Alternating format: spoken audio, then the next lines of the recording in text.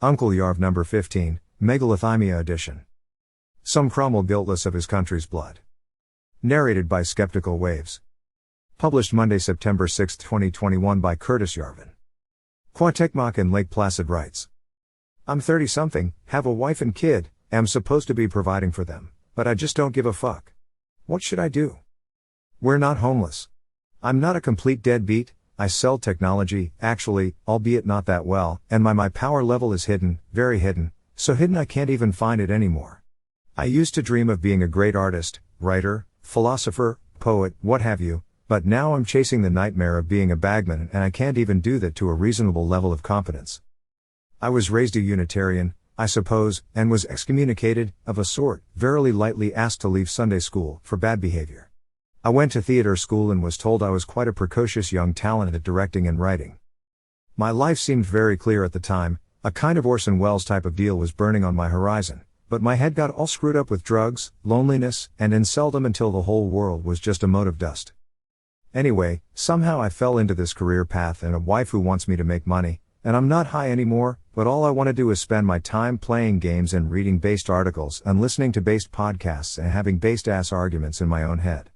Everything I like is a fantasy world while the real reality of my real life is totally fake and gay.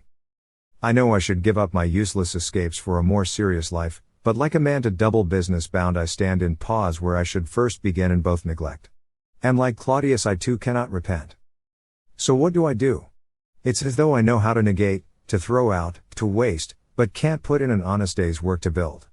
How do I uninvert my soul so that it flourishes in reality and not fantasy? I can't just throw it all out to the wind now and go out to become an artist lol, but I also can't seem to function in normie world at all. I'm definitely at many such cases here, so this is another good public answer. There are lots of people who do not just feel but know they have some kind of unique gift like this.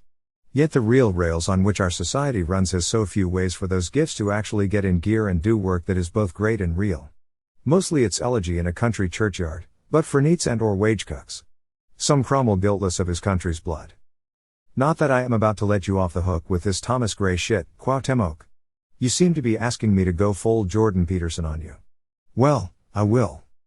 First, ruthlessly count the talents you have, or which have survived changing diapers, wage cuckery, etc. Second, ruthlessly count the fields to which these talents can be applied, and pick that field in which you can most efficiently make the most impact. My broad and vague recommendation, given the above, would be, internet videos. Third, take all the time you spend playing games, piss on it and or set it on fire.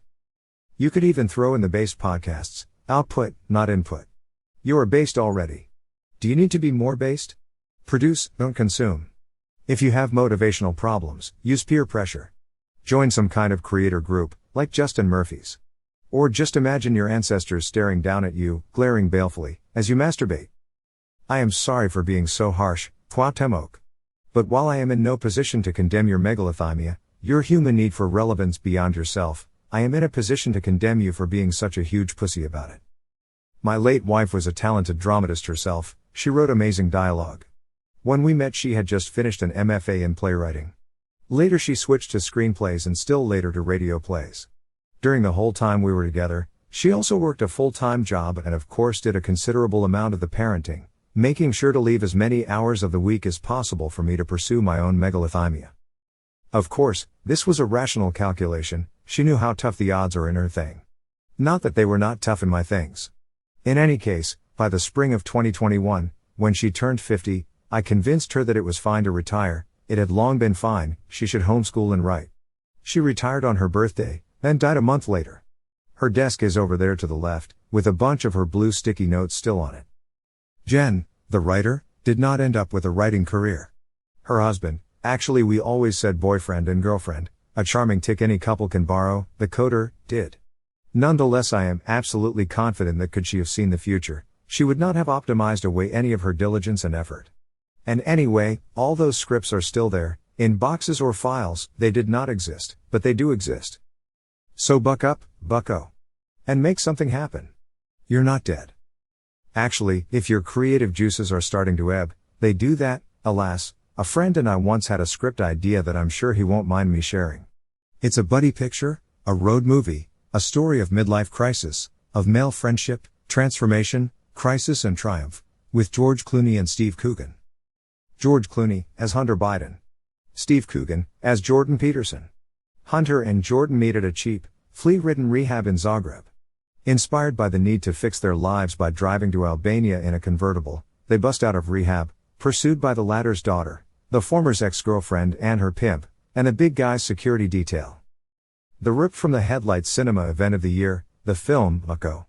Bucko, a film by you, Cuauhtemoc.